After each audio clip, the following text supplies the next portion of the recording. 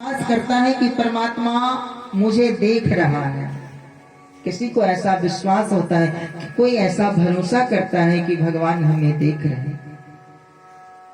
तो ये सत्य का वर्णन हमारे वेद पुराण शास्त्रों में भी कहा गया है कि जितना हो सके सत्य के मार्ग पे चले। सत्यम परम धीमहि।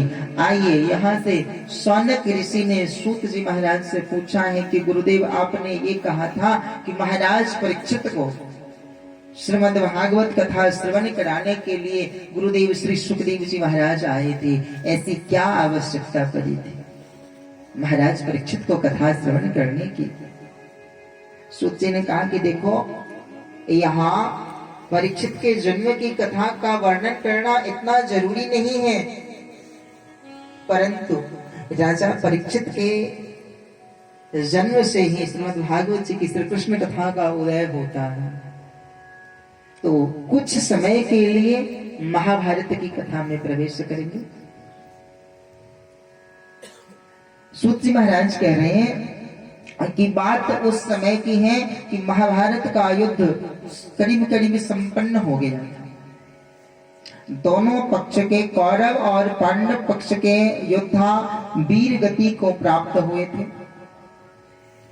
और दुर्योधन के उस पैर को भीम ने तोड़ दिया था, जिसके तरफ इशारा करके दुर्योधन ने द्रौपदी को बैठने के लिए कहा। दुर्योधन का मित्र था गुरुदेव द्रोणाचार्य जी का पुत्र अश्वत्थामा। अपने मित्र के इस दुर्दशा इस दुर्गति को देख करके अश्वत्थामा बहुत ही क्रोधित हुआ और अश्वत्थामा रात्रि के समय में उस शिविर में प्रवेश किया जिसमें पांचों पांडव सोए हुए रहते थे। लेकिन उस दिन भगवान श्री कृष्ण आधी रात में पांचों पांडवों को लेकर के नदी के तट पे निकल जाते। पांचों पांडवों को द्वारिकाधीश महाराज श्री कृष्ण लेकर के नदी के तट पे निकल जाते